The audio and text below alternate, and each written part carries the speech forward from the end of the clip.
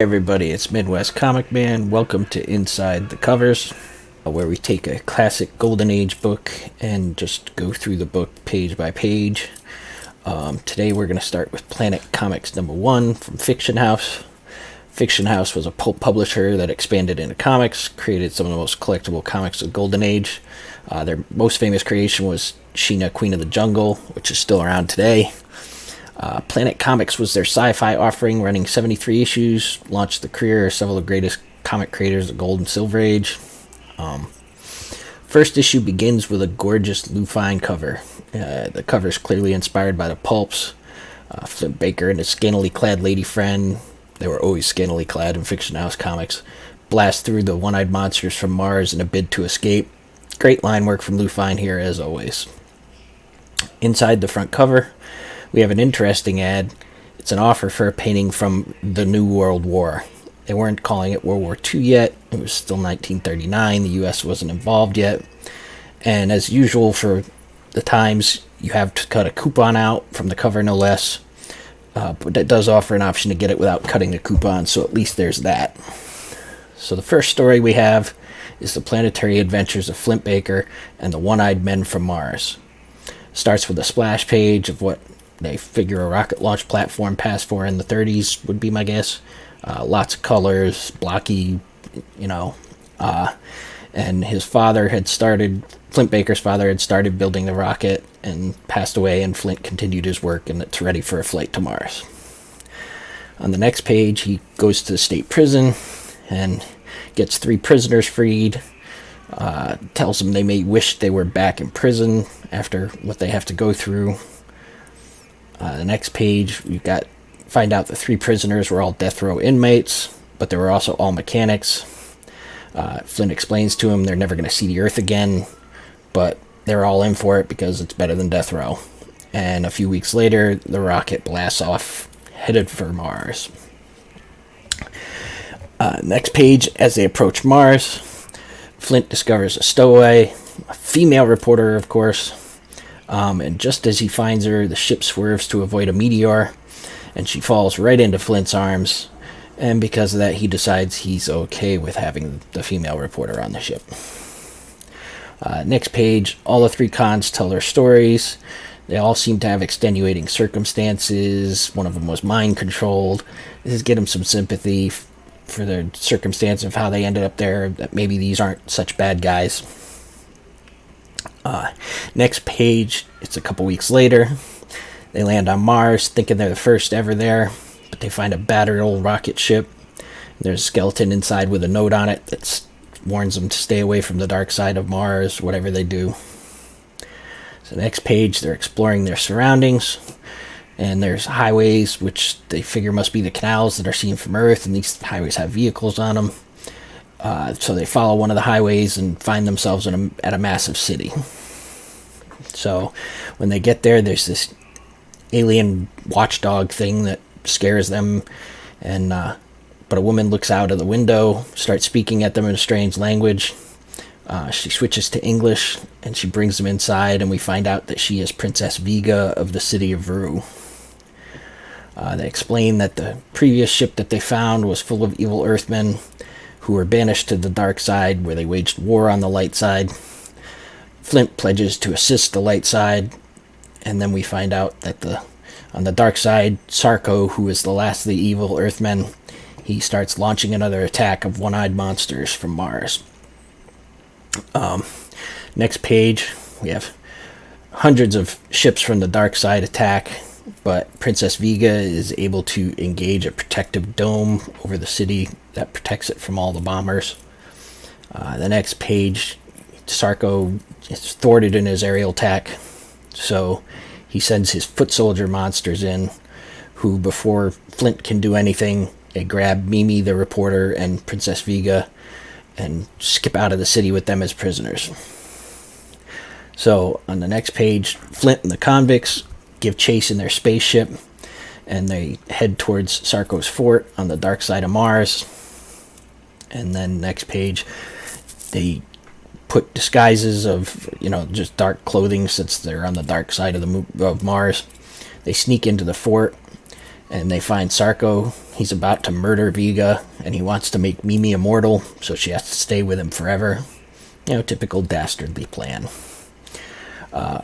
In the next page, one of the inmates, Grant, crashes through the skylight to attack Sarko, and we find out that Sarko was the one who hypnotized him to commit murders on Earth. Sarko manages to shoot him, but Flint dives on him before he can do anything else. But on the next page, Sarko gets the upper hand on Flint, and he's about to kill him when Harry, one of the other inmates, shoots him with an old-fashioned .38. None of this high-tech stuff. And all of them escape to the ship, save Grant, who died bravely. And Sarko's gone, so the Martians gain the upper hand and defeat the one-eyed monsters. And then at the end, we have the promise of more Flint Baker in the next issue. And the next story we have is an Oro Lord of Jupiter tale. And we have a spaceship headed between Uranus and Jupiter. Professor Hardwicke cruising with his wife and child, and they're getting prepared to head back to Earth. In the next page, a meteor collides with the ship, and it sends it spinning out of control to crash on Jupiter. It shows how much even in the late 30s we didn't know about the planets because there is no land on Jupiter. But the baby's thrown free, the parents die instantly, but the baby's rescued by a saber-toothed tiger, who raises him, and because of the gravity on Jupiter, he becomes super strong. Then on the next page, Oro finds some natives and defeats them to become their leader, and they're the ones who name him Oro. And then further down the page, you see a transport ship is traveling between Earth and Saturn and gets attacked. And the next page, the ship is captured, and it turns out it's Neptunian slavers. They kill the captain, but the co-pilot is able to escape, and she gets into a escape ship, but they shoot the ship, which sends it crash landing on Jupiter. She's able to regain control on the next page, and Oro finds her, and she recruits him and his creatures to rescue the other humans from the slavers. So Oro allows himself to be captured, but escapes and tells the slaver to bring the Earthmen when he finds the head slaver and says that, I'm here to get them out. Next page, a bunch of the slavers attack Oro. He defeats them all one-handed while having a chokehold on the slaver. And then from outside, his creatures come in and they kill all the sentries, and they storm into the room, ending the battle. The slaves are all freed, the slavers brought to Earth for trial, and again at the bottom we have the promise of more Oro tales to come.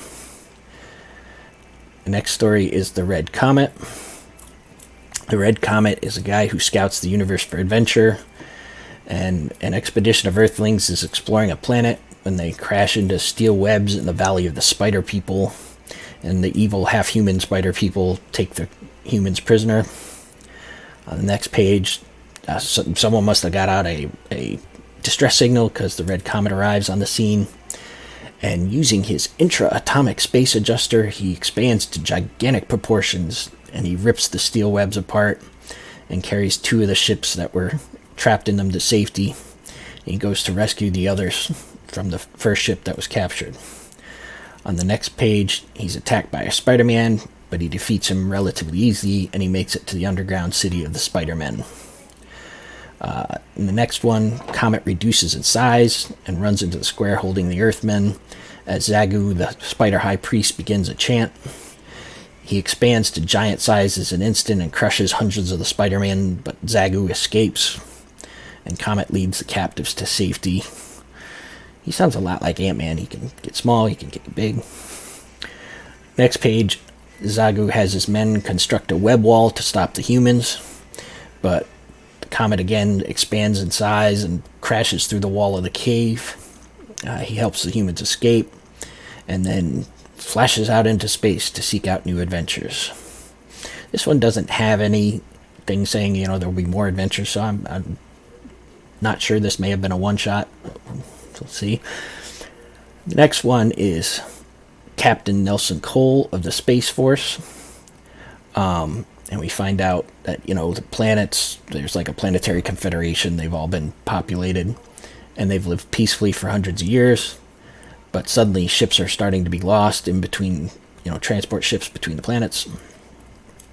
And in the next page, they discover that enemy ships are attacking the ships, and the Solar Congress votes to fight with force, and they go to Captain Nelson of the Solar Force and tell him he will lead the expedition, so he launches his army. In the next page, they find the enemy, but the enemy cuts their power and has like some kind of giant magnet ray which starts attracting all the ships. And in the next page, the ships are drawn millions of miles away near a forming sun, but they're able to survive because they donned refrigerated asbestos suits. Kind of cool. And on the next page, there's a city on the sun. I don't know how that works, but they have mad dictator Zan is there, and he hatches a plan to rule the universe with an army of the living dead. I mean, how awesome is that? We got zombies back in the golden age. The next page, the men are brought by the zombies before dictator Zan, who asks them to join him or they're going to be zombified. But the next page, Cole uses his sulfuric vaporizer to knock Zan senseless. And they discover that when Zan is out, the zombies are motionless, and they discover that they used to be humans who've been turned into zombies. So they go out. On the next page, they discover the factory that's turning men into zombies. They release the men and discover how they're made. And while all this is going on, Zan recovers from being stunned and starts to plot his revenge, of course. On the next page, the zombie army approaches Cole and his men, but they use their weapons to cut holes in the floor, and because they're unthinking zombies, they fall right into the pits and can't get out. And then on the next page, using what they learned in the factory, they restore the zombies to humanity, and they immediately join his side. But there's more of the zombie army approaching, much more of them. So on the next page, they retreat until they're trapped between a chasm and the zombies. But Cole has also captured Zan's controller, which he uses to control the zombies in case they try to, break free of his control. So on the next page, Cole uses the controller on the zombie army, and his men start restoring more of the zombies to life, and they all immediately join Cole's side. So on the next page, Cole and a select few make their way into Zan's throne room, and he tells Zan, he says to give up the power of the magnet ray, and Zan refuses, but Cole gives him a quick right cross, and that puts him in a more cooperative mood, and he leads him down into his vault. When they're down in the vault, he shows them the magneto concentrator, powered by the hot core of the star. Cole releases the valve on it and destroys the magneto with a direct blast from the core. So he turns it on to the magneto. His men start to board ship to leave within the hour.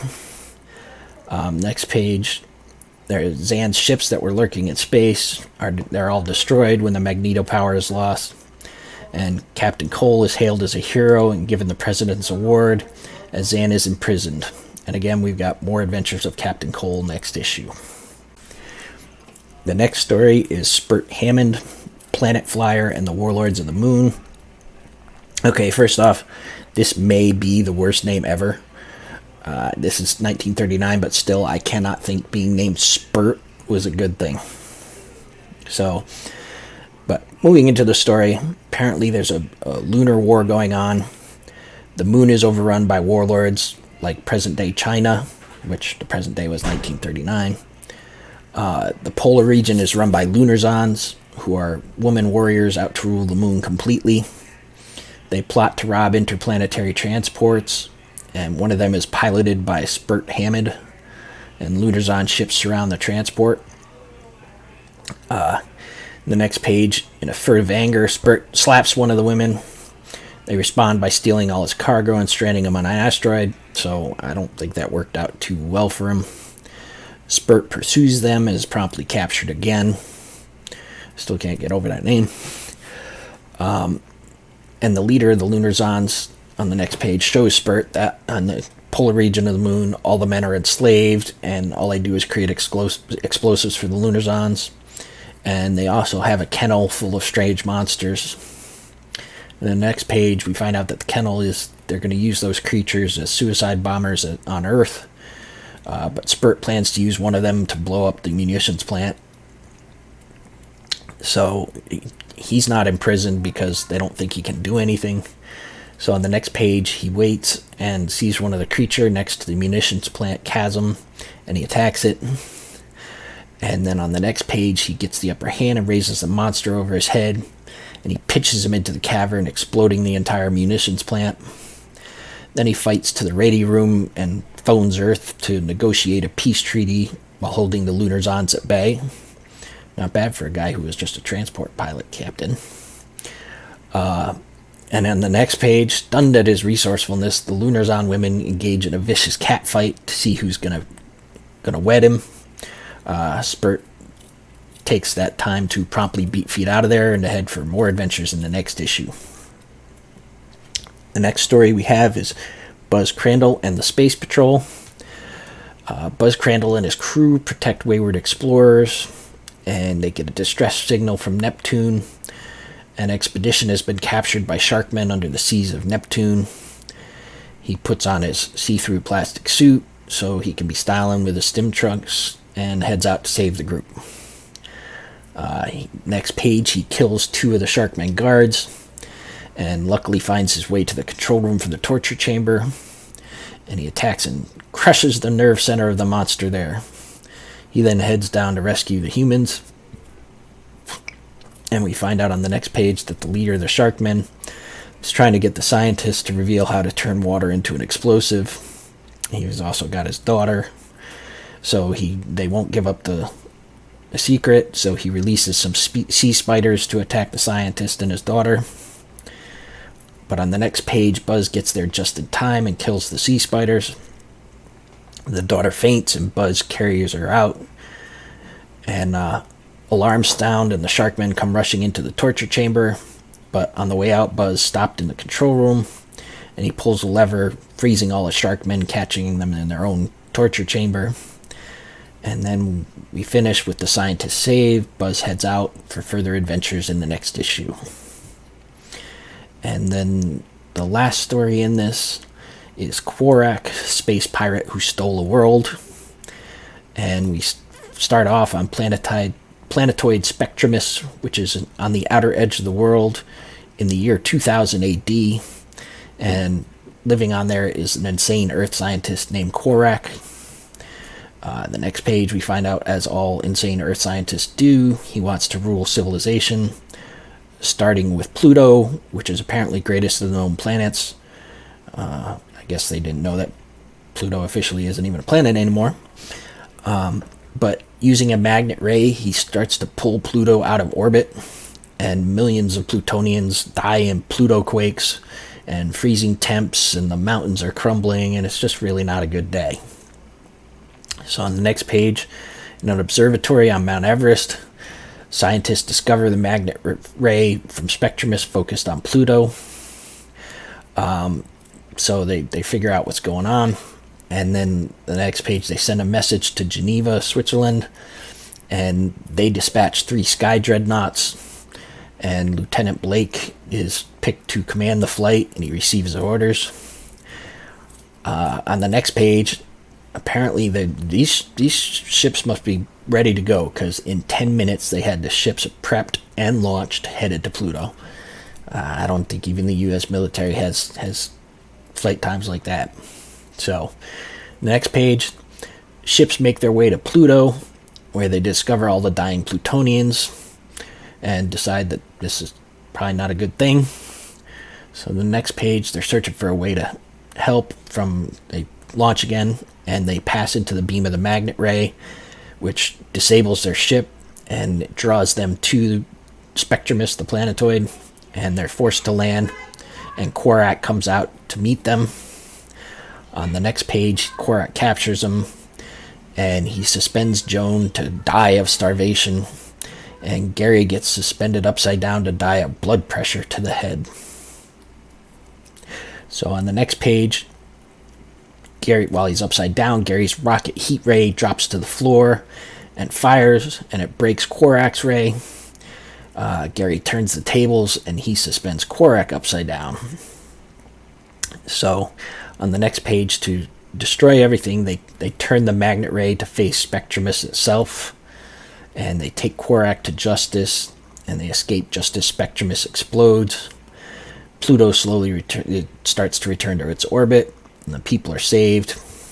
The next page, rescue ships start arriving from Earth to help with the recovery on Pluto, and Gary and Joan head back to Earth with the job well done. And this one also, I don't think, had a more adventures in the next issue. And then on the inside back cover, we have an ad for 3 more of the Fiction House titles. Jungle, Fight, and Jumbo. I think those were their 3 longest running titles.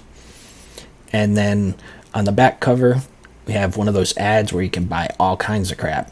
But I mean, it's 1939. You can buy BB guns and they also have cameras. And the one that made me laugh was you can buy live chameleons. I wonder how they're going to ship those. But that is Planet Comics number 1. Hopefully you enjoyed this look into a classic Golden Age book. And let me know in the comments below. Would you like to see a different series? Would you want to see Planet Comics number 2? Just what you thought and everything. And if you liked it, hit that like button, sub me up, and we'll see you next time on Inside the Covers.